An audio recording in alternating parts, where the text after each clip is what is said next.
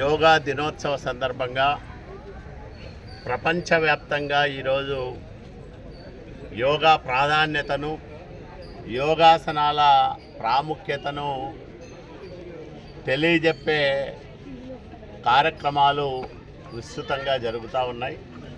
దాంట్లో భాగంగా ఆంధ్రప్రదేశ్ రాష్ట్రంలో ముఖ్యమంత్రి నారా చంద్రబాబు నాయుడు గారి సారథ్యంలో 1,00,000 పైగా ప్రదేశాల్లో ఈ యోగాసనాల ప్రదర్శన కార్యక్రమాలు జరిగాయి.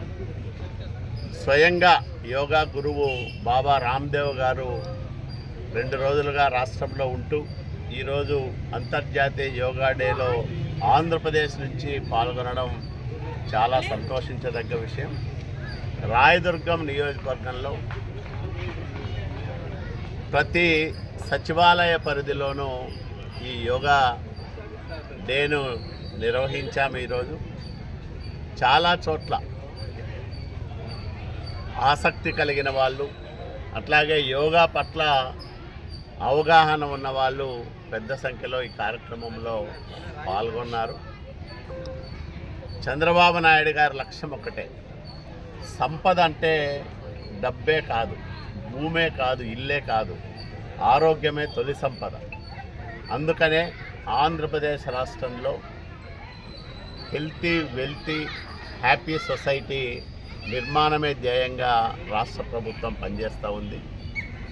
మనిషికి మొదట ఆరోగ్యం ఉండాలా, తర్వాత ఐశ్వర్యం ఉండాలా, తర్వాత ఆనందం ఉండాలా. ఈ 3 కలగలిసిన జీవితమే సంతృప్తికరమైన జీవితం, సంపూర్ణమైన జీవితంగా మనం భావిస్తాం.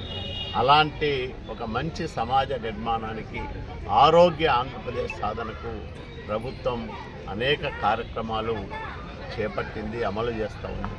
దాంట్లో భాగంగానే ఈ అంతర్జాతీయ యోగా దినోత్సవ సందర్భంగా దేశవ్యాప్తంగా ప్రధానమంత్రి నరేంద్ర మోడీ గారి నాయకత్వంలో ఈ యోగా ప్రచార కార్యక్రమాలు విస్తృతంగా జరిగాయి.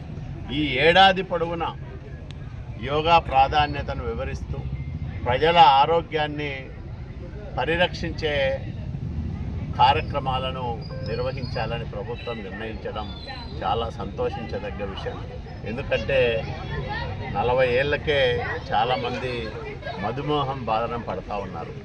50 ఏళ్ళు వచ్చేటప్పటికే బీపీతో బాధపడుతూ ఉన్నారు.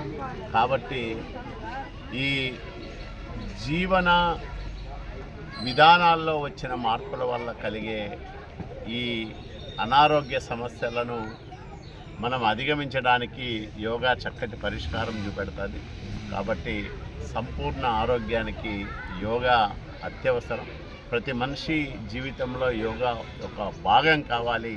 ఆ రకంగా ఆంధ్రప్రదేశ్ రాష్ట్రం ఆరోగ్య ఆంధ్రప్రదేశ్గా మారాలి. దానికి చంద్రబాబు నాయుడు గారు తీసుకుంటున్న చర్యలకు, కార్యక్రమాలకు అన్ని వర్గాల ప్రజల సంపూర్ణ మద్దతు కావాలని కోరుకుంటూ సెలవు తీసుకుంటాం.